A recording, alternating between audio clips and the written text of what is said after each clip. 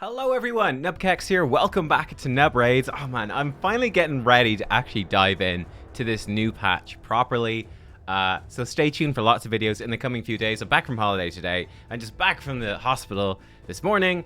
And oh my god, we're ready to go. We're ready to go. We're going to pull some stuff. So what we're going to do, we're diving in. We've got 8 mortal soulstones and 1 immortal soulstone to pull. We also have some of this currency, and we're actually going to be going in and trying out the dungeon. I'm going to obviously be editing and all the rest, so you're not going to have to watch everything. I got those extra soulstones, by the way. There is a free soulstone gift chain, which is going to be over the next 7 days. You're going to get a few of these soulstones every single day, culminating in an immortal soulstone at the end. So that is actually quite nice, right? It's quite nice. It's going to let you dive in and start doing this stuff right here. It's just really very much like normal shards. Mortal soulstones being kind of like ancients. Immortal's kind of weird, right? You can look at the summon chances. Immortal's a bit weird. And then Eternal is quite like the sacred shards.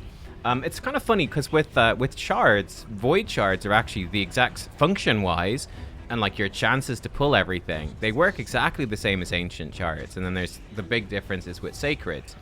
I guess you got your green shards, your mystery shards are different. When it comes to soulstones though, each one is different. You've got higher chances to get higher rarity champions with each higher tier of soulstone, and also your chance to pull a different rank of the soul also goes up actually quite a lot. I do think prepare yourself, guys, prepare yourselves. I think it's going to take a long time. Like if you consider, let's say I am looking to go in and get I've already done one champion, and I'll tell you about possibly a mistake. Let's say I want to go in and you go, I want a 6-star soul for Mithrala. I want to get Mithrala to 6 stars. It's going to take a long time. If you think about it, with an eternal soulstone, this is a big, like how much would they sell this for is gonna be a crazy thing. If a sacred shard is typically, they often try to sell sacreds for like 25 euro. They could easily try to sell this for 30 euro plus. I'm not kidding. That's what I expect, yeah? You got a 20% chance that it's a legendary, 80% that's an epic. So there you go. 1 in 5 of these has the chance to be a Mithrala. The other 4 are gonna be epics, no good to you. Then on top of that, it's a legendary. How many legendaries are in the game? Like, I don't know, maybe like 200? Something like that. So now you've got a 1 in 5 chance, and then you've got 1 in 200 chance that is specifically a Mithrala. And then, with Eternal Soulstone, your best one, there's an 80% chance it's going to be 5-star, only 20% it's a 2-star, it's a 6-star. So then you've got another 1 in 5 chance that you finally got lucky, you got your legendary, it was Mithrala, now you've a 1 in 5 chance on top of that it's a 6-star, otherwise it's a 5-star. So I definitely think getting something 6-star awakened is going to be a really long process.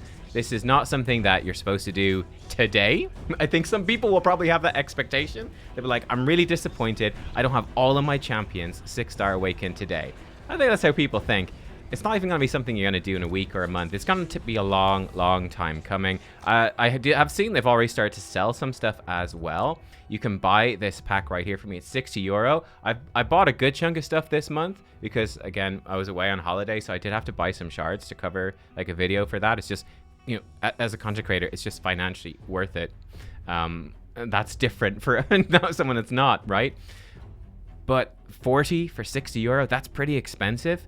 That's pretty damn similar to ancient shards. It's actually more expensive. What's that? €1.5 which is on the more expensive end, I would say, of ancient shards. So it's something similar, and they're only mortal soulstones. They're pretty bad ones. So yeah, bear in mind, they're not very good. Is it worth buying it? I mean, look, it's up to you how you spend your money. For me, I would say no. I don't think it's as exciting. I don't know, like if people are even interested in sort of these sort of shard pulls. So we'll see. Right, what we will do, let's go in. Enough babbling. Let's actually pull some of these. And let's get going, shall we? Let's get going. So I'm going to pull all of these. Then I'm going to go in. We're going to check out the dungeon quickly. And then we'll pull and buy whatever else we can do. So let's pull. Let's go. Here we go. Really cool animation, I have to say. They've knocked it out of the park there. Oh! Oh! Hey, it's a 2-star. Holy crap. We just... Wow, here's me saying this sucks. No, we just got super lucky. That's a 6% chance. And then we got a 34% chance of that 6% chance. So that was like a 2% chance overall. That's really good for us. So that was Vizix. Fantastic. We can awaken Vizix now to 2-star. That's really useful. This is more like it. We got the big rare 1-star rare. That's what we're expecting. Much more so. That's kind of fun. All right, here we go again. I already did a video, by the way, on my wish list and who I have set in there. Make sure to wish list those champions just to up your chance. And again, don't overthink it, guys. You don't need to worry. Another big question I've seen is it okay to pull these now? Or should we be waiting for some events? And here's what I think. I definitely do think they will do like 10x events or 2x events. Basically, even guaranteed events. Basically, any sort of event that they do with your normal shards for champions, I think that there's a really good chance we will see those for soulstones at some point as well. However, I do think that's going to be fairly far in the future. They might do one around Christmas, would be my guess. If they were to introduce anything like that around Christmas, would make sense, but that's really guesswork. I really don't think it's going to be something they do quickly. I think that's something they'll roll out those sort of events maybe over the next year or so. I think it's going to be a slow process. I think really you don't need to worry about it, guys. You're going to get plenty of these soulstone things. If you got some Eternals, maybe it's worth saving Immortals, but honestly, at the same time, you know, just chill out, have a bit of fun. Like, pull your things, have a little bit of fun. Things are gonna be okay. That's a 3-star Andrisia. That's one of the only epics I don't have. Oh well, unlucky, right? But you know, just have some fun. It's gonna be fine. Things are gonna be fine. Just enjoy it. It's all good. And I also think it's important, you know, if you are able to come in and awaken, like a Physics like this, ta-da, that's actually pretty useful, right? If this helps you to push further in Hydra, or to push further in the Iron Twins dungeon, or in Arena, or whatever it is that you're trying to do, you know, you're basically investing right now to get a payback, and that might be worth it more. It depends where you are in your account, but yeah, that would be my theory. Now, I did actually buy... I did buy some thing for, in the Soul Merchant, I did buy Cleopteryx. I was like, oh, Cleopteryx showed up here. We got 20 of these silver coin things for free. I was like, I'll buy Cleopteryx. That seems pretty useful. And then the market refreshed. It seems to refresh every 12 hours. And I got Arbiter and Lydia in there. And I went, oops, well, I should have bought those instead. Again, these 1-star perfect souls are not that big of a deal. The blessing is not that crazy strong. It would be better, of course, to buy these, but I'm not, you know, it's not going to keep me up at night. Let's be honest. It's not going to keep me up at night.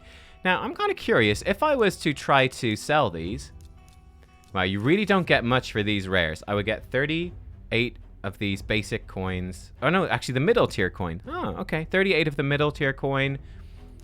With that middle tier coin, it's barely enough. This is 50 right here. This Immortal Soul Essence costs 50. It's not even enough to buy one of those. So it's not really going to do much. It's more to just clear out your collection, keep it clean. Actually, what does it cost to expand this? It's reasonably cheap right now. Okay, cool. Interesting. So it's going to be better to buy silver, probably up to 100 slots or something. That's something to look into as we go a bit further. But yeah, we've got our Physics Awakened. I've got Cleopteryx Awakened to stage 1 as well. So I'm going to do a video on her pretty soon, which I think is quite fun. Physics, actually a great champion. What blessing would we want on Physics? Lightning Cage would not be terrible. Not be terrible. This would protect some of her buffs. She does put a shield on herself. She does... it'll be okay, but not amazing. And it gives her attack, which you don't want. Intimidating Presence boosts her auras and gives her defense. That's actually quite good. Strengthening your team's aura and weakening the enemies. That's actually not too bad. Now, as you can see, the benefit is quite small. 400 defense, though, is nothing to sneeze at. Over here, decreasing every enemy's speed for every buff they're under. That's not too terrible. And 400 defense, that's cool. Okay. Ward of the Fallen is going to give her a bunch of HP. Got some bone armor, which is going to reduce her damage taken. The damage of this, though, oh, it doesn't actually start to do damage until you get higher up, I think. This one explodes. It looks all right. Soul Reaping, this one's pretty cool, but it's really an attack-based one. Life Harvest could be kind of good, actually. Whenever an enemy is revived, you could reduce their max HP by 6%. It's very small. 5,000 bonus HP here. Polymorph actually does look pretty interesting. I think this is the one to go for. I actually think this is definitely the one to go for. So, chance to sheep an enemy for 2 turns when they place debuffs on this champion or remove or steal buffs from her. She's not built with a ton of resistance, so I think this does make sense. This doesn't work against bosses, but I use her mostly for wave-based content in Faction Wars in Doom Tower. I think that's actually quite good because she's provoking champions. She doesn't have resistance, so she can get buffs stolen and removed. Let her sheep them. This is going to give her defense, then HP and resistance and some speed. Small chance to place a sheep. I might go for that. Alternatively, Brimstone is probably the other big one, especially when we're very low on champions with blessings. So this is going to give her 5,000 HP and a 20% chance to place Smite. This is actually really good, even if you're not very highly awakened. The Smite debuff lasts for 2 turns. Whenever someone with a Smite debuff uses an active skill, they're hit with a meteorite that does 25% of their max HP. That's really good. 1 Smite can be active per team at any point, and it can't be removed, blocked, resisted, or transferred. That does seem really, really good. She's got lots of AoE, so she's got lots of chances to apply it, though you can only have 1 out at a time. I think that's really fun. And the chance just goes up, so this does as much damage. I'm going with this one. It's got to be Brimstone, right? Yeah, Brimstone. Bam. I think that's going to be real good. And also would be absolutely fantastic for Hydra as a way to help break people free. So that's really cool. I'm excited to see what she can do with that. Actually really excited. I think that's pretty fantastic. Okay. Yeah, that's really good. Let's jump in. Let's have a look at this dungeon. So, the dungeon, you have 6 keys per day. You can, I believe, in the gem shop, you can buy a refill once per day. If I'm not mistaken. Is it in the bank? I don't know. I did see this. I did see people talking about this. I'm not sure where it is. Would it be in a daily?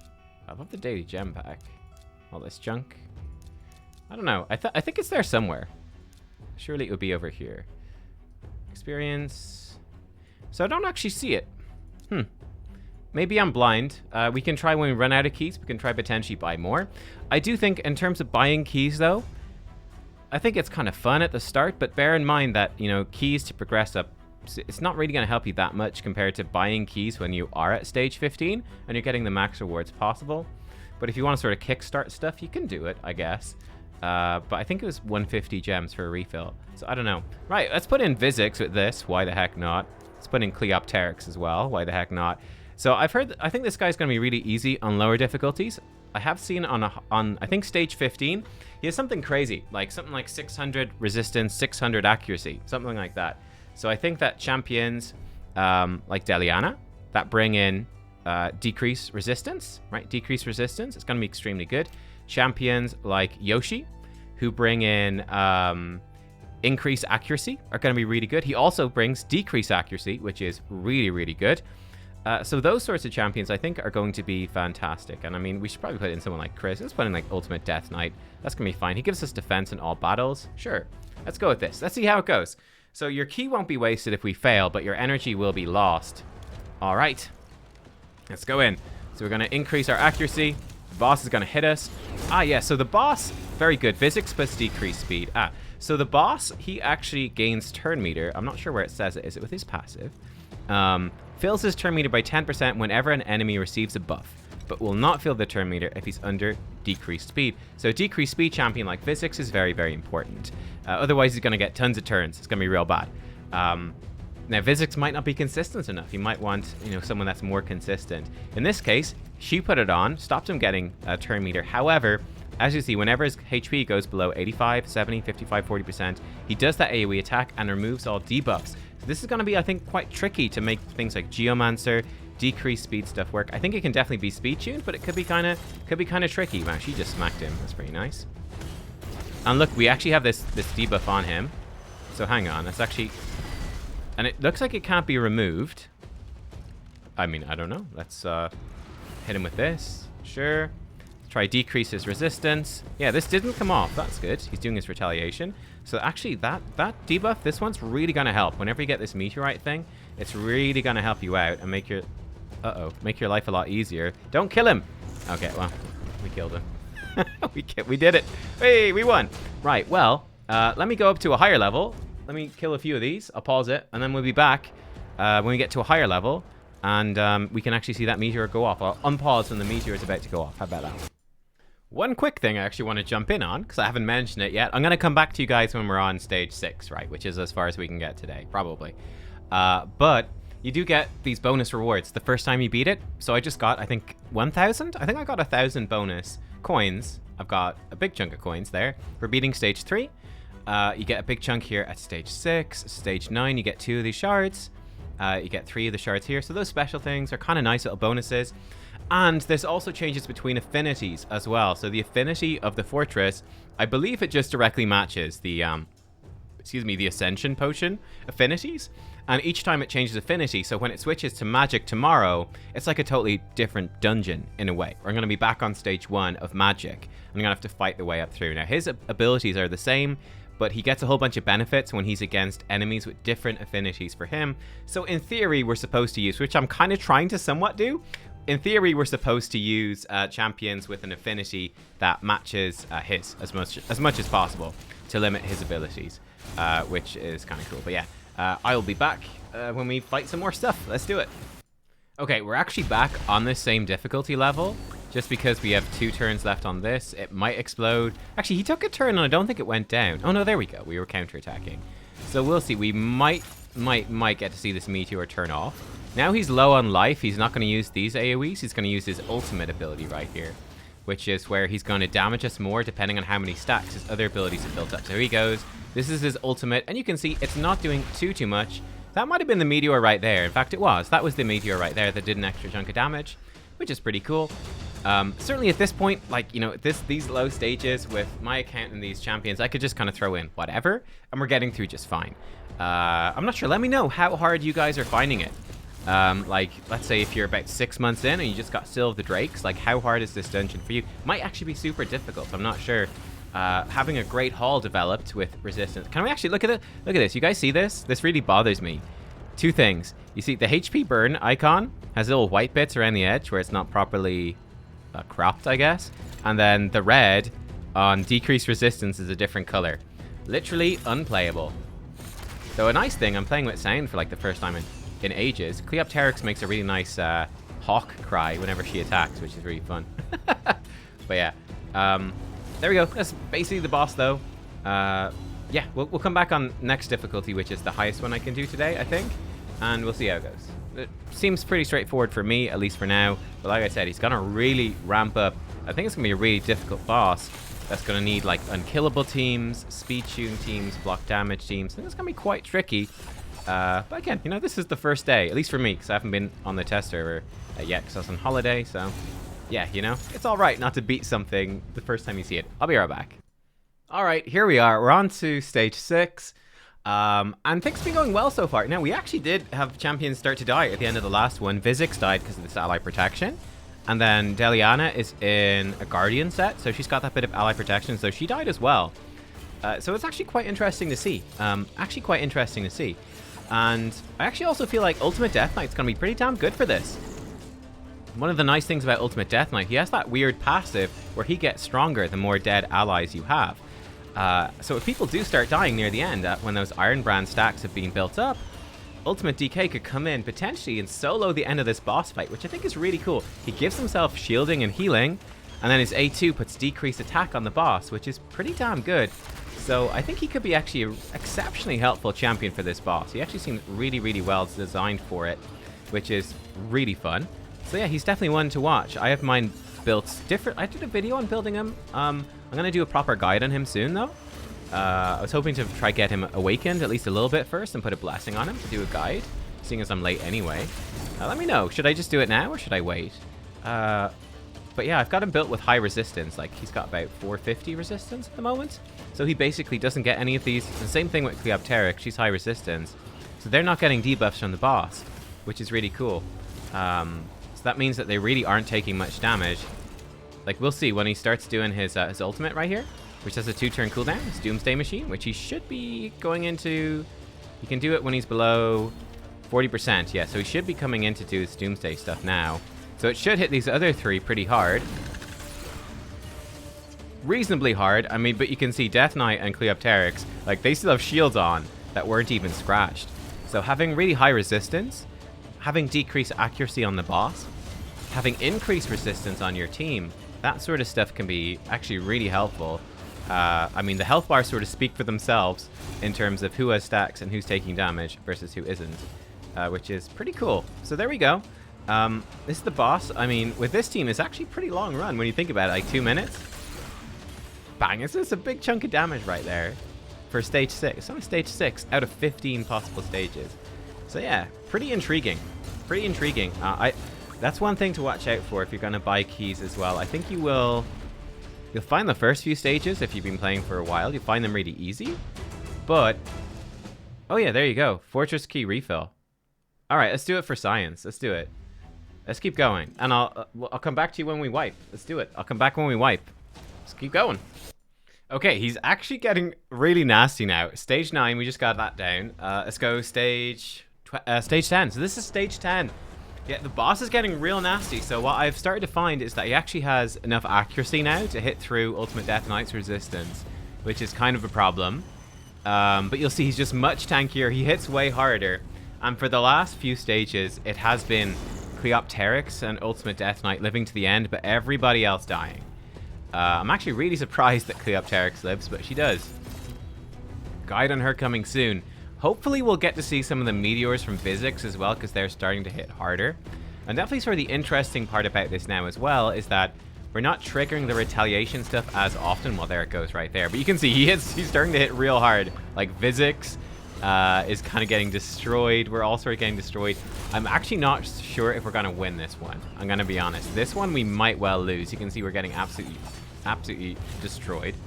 So yeah, we might have to switch up the team here. Bringing in Mitrala, I think, is going to be the first step. I think her poisons are going to be good. All of the rest, yeah, like, it's looking pretty tough, you know. This is stage 10. Stage 15 is going to be nasty. Like, we're down to just 2 champs already. So it's not looking all too hot. Unfortunately, he's getting resisted. His decreased attack is being resisted. Ultimate DK. So this worries me. See, we do have enough accuracy on our champ, or enough resistance on our champs to resist a good bit of what he's doing, which is how we are staying alive, but it's not super clean. That's why I think Mithrala is going to be good to bring in. But yeah, you can see we're getting kind of wrecked. I tell you what, we'll come back when we get him down a bit lower, and we'll see if we can actually beat this stage with the same team or not. I'm getting a little bit scared. The chicken just died. Cleopteryx just went down. Unfortunate. She was doing really good. I think what happens with her, actually, I think she's great for this. I think her passive lets her counterattack whenever there's like an ally dead. Is that how it works? But she seems really good. I'm pretty sure we're going to fail right here because the boss is just going to keep ramping up stats. Ultimate Death Knight is not doing much damage. Yeah, we're hella going to die. He's not doing much damage. And this boss is kind of just smacking at this point. So we're going to have to mix up the team. This is fun. This is fun. The first failure. Oof, look at those hits. And we do start getting some of these debuffs. But I was actually really impressed by Cleopteryx. She's going to be really good against the green affinity one. I think against this one, it's a bit of an issue because she's positive affinity, but she does ramp up his stats faster then, which is kind of bad. But yeah, it's pretty cool. So, I mean, you can see Ultimate Death Knight, he's putting up a fight, right? With that passive that lets him live. If he isn't crit by the boss, and if he lands that decreased attack, I mean, he heals himself a lot. He's a great champ for this. Like, he is so good. And he's so good in, like, the arena. He's so good everywhere. It does make it funny. Like, before I went on holiday, I remember, like, loads of people saying this champion sucks. Ultimate Death Knight is bad. And it's like, you guys, this is a good example of speaking too soon. Although we are going to fail. So let's rerun this. Let's switch up the team. Actually, well, I mean, I guess we'll let it run out. See exactly how far we get, which is this far. We'll switch up the team. Rawr, he's happy that he won. 4 minutes. Okay, cool. Right, so let's switch it up. Well, look, Vizix wasn't really doing much. We bring in her. I think we fix our accuracy with her aura. We could also use a resistance aura. So we want to put in some better champions overall to really just blitz through. I think Brogny's good. I was kind of liking Cleopteryx just for fun, to be honest. It's kind of fun. I do think the Strengthen is good. I wouldn't mind sticking in a Turvold. He's going to die pretty quick anyway. So we could. I really like Yoshi, actually, for that decreased accuracy. And the burn is quite nice. We could also put in, I think, someone high resistance. Let me see in my vault. Mother Cybele could be quite nice. But I believe that I've got high resistance. Yeah, got 477 on Drexthar. And he can burn. He can burn this boy. Drexthar also has a really good accuracy aura. So he's going to be great for this as well. So we're going to tank through the shields. We got poisons, we got burns, ultimate DK solos. Should be a bit of a better team. I know the other content creators have been had their hands on this content for a long time. So they'll be ahead of me here. But yeah, this should be pretty cool.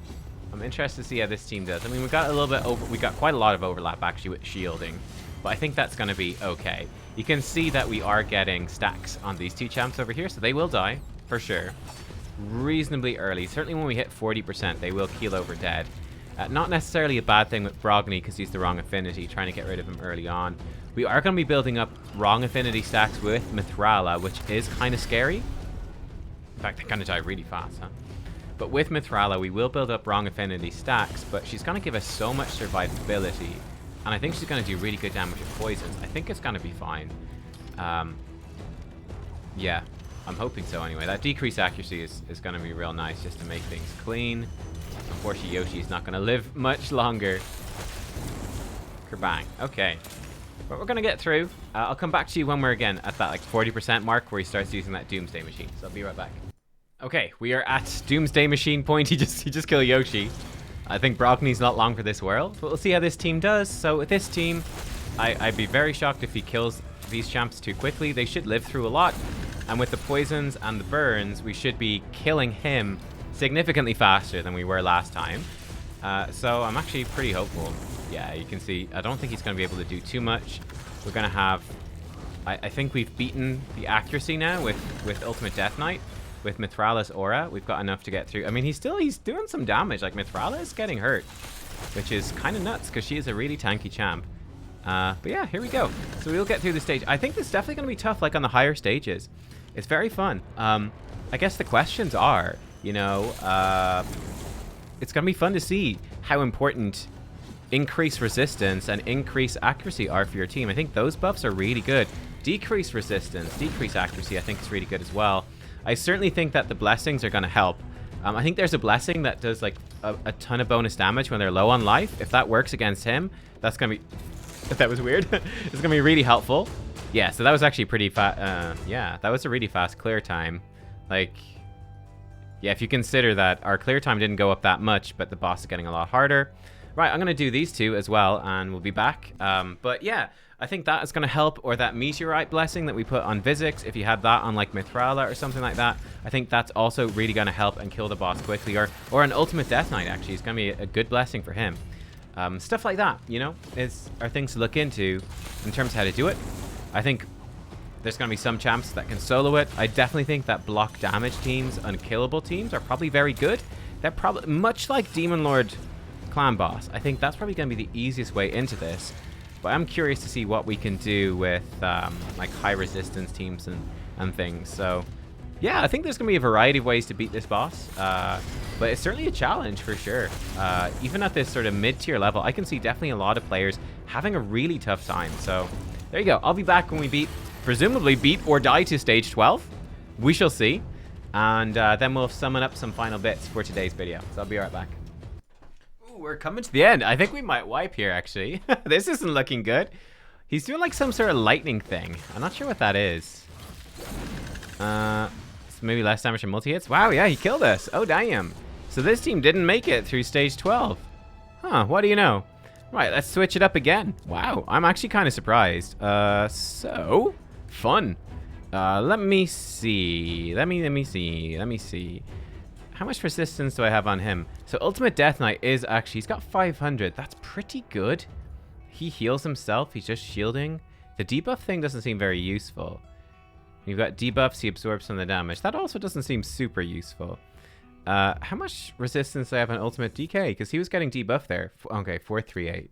Right, so we want something like more like 500. Huh. Okay.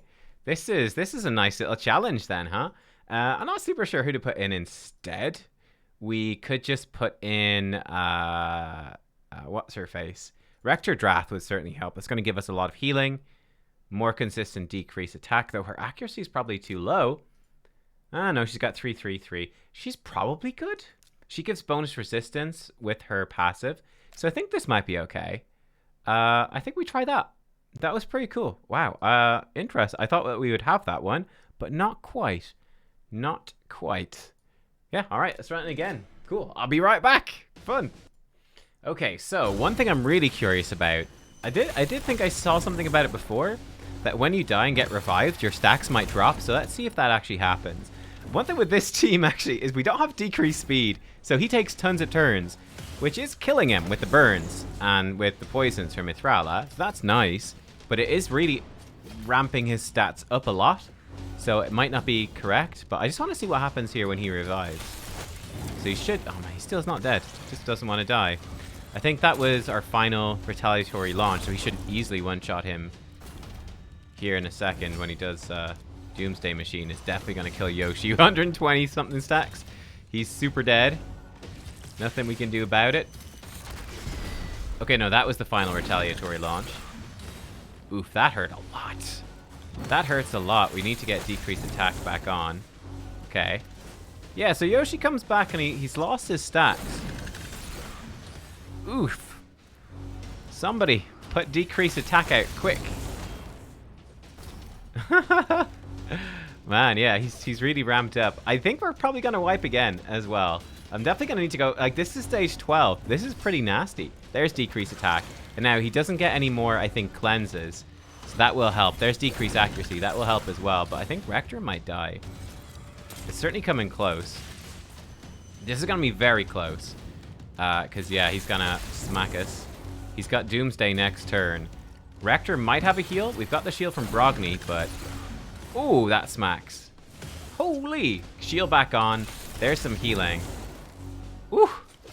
I mean, stage 13 of 15 is looking pretty gnarly. We have to really rethink the team here.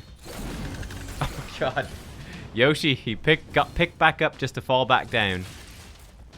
I wonder... reviving might actually be bad. It might actually be bad. I don't know if it's helping. This is gonna be hella tight. Those poisons. She needs to get a shield on. He doesn't have decrease. I think we're dead. I'm not sure what that lightning attack is either. Oh yeah, we're dead. Damn it! No! Foiled! Foiled once again! Foiled once again. So I think reviving is just maybe stacking up his stuff faster. I don't think it's good. I do like kind of Yoshi for killing him, but actually not super essential. Back to the drawing board for the 10th time. Back to the drawing board once again. I want to not use Krisk and stuff yet, though maybe we should. Maybe we should. Geomancer is actually a pretty good option for our decreased accuracy. So let's bring him in. We're probably going to want one with pretty good accuracy. He's got 410. He's a bit squishy. He's probably fine. He's a bit slow as well. It's not this guy.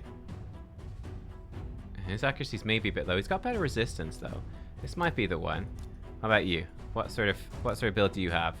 He's got no resistance and bad accuracy. Okay, yes, not he's tanky, but no. Right, so let's try that Geomancer. And then do we want maybe a decreased speed? I have to really look into who does decreased speed. In a good way. We could always bring in Shamrock would be alright actually for speed. We could also bring in a consistent decreased attack with Necmo. That might work. I think Necmo is probably just gonna die. He's got enough accuracy. He's got no resistance, so he would die. We might kill him faster. The only other one of the other champions I definitely want to test out that I think could be really good here. I think he's got built with decent resistance. Yeah, he is. His accuracy's bad though. But I think Champfort's good. He puts out decreased speed whenever he's get attacked. He has decreased accuracy, decreased attack. I think we're gonna bring in the Champ. Wrong affinity, but I think we'll give it a go. We've got the accuracy aura. Let's see how this one goes. Let's see. Let's see. So there's a decreased speed in the burn, which is actually, I think, quite nice. His stuff... Oh, shit. Chamfort got resisted. That's not ideal. I guess he still doesn't have enough accuracy, huh? But he landed the decreased speed, which is the main thing. He might get some decreased defense out to speed this up. Right. Well, let's see how this version goes. And we'll be right back again. All right, we've got him past the halfway point. This team actually is working way better. Champfort is great here. Really good. And Geomancer is working great as well. Now, he does keep removing Geo's burn, and we can obviously overwrite Geo's burn with Rexstar's burns, which is kind of bad. But this team, like with the decreased accuracy from Champfort, is really consistent, and Geo's a bit of backup, though he's not set up with AI, so he's not doing his A1 quite enough. Here goes the Doomsday. See, he's just killing himself with Geo. Weak hit from Champfort, unfortunately. But that Geo burn should actually take care of it. I think the boss just kills himself, and we've got our fastest run. Yeah, look at that. The Geomancer is destroying him, so That's kind of busted. Honestly, that's kind of busted. I think Champfort is actually kind of nuts here as well. Oh my god, he's just dead. Wow. Wow. Okay. Okay. This makes me actually... Wow. Well, I could have made this a much shorter video if we just used Geomancer from the start, huh? There we go. Stage 12 down, and I'm actually... Yeah, we can't buy any more today. Not that worried about the further stages. I think it's just going to be a matter of how much accuracy and resistance is needed. It seems like... I certainly think that Geomithrala is really good, Champfort. So, yeah, I don't know if you even need to build an unkillable team or a block damage team. Maybe just building like your sort of nightmare-esque Hydra champions, like really high resistance champs, and going for it might be enough. Let's pull our shards then to end this. Let's take a look at the shop and whatnot. So we've got 5 shards here, and I have 5,000 coins. We could buy 5 more. I think we might as well, right? Max it out. Sure, go for it. So there we go. We've got we can summon 10. Let's go, summon 10. Okay. Hey, an epic Warcaster Fane. Very nice. Cold Hearts from the wish list. Rotos, I don't have. And Padma. That's fun. So she popped up as like a wish list. That it was boosted. That's cool. What does this mean that it's got this icon? Yo, that's a 6-star.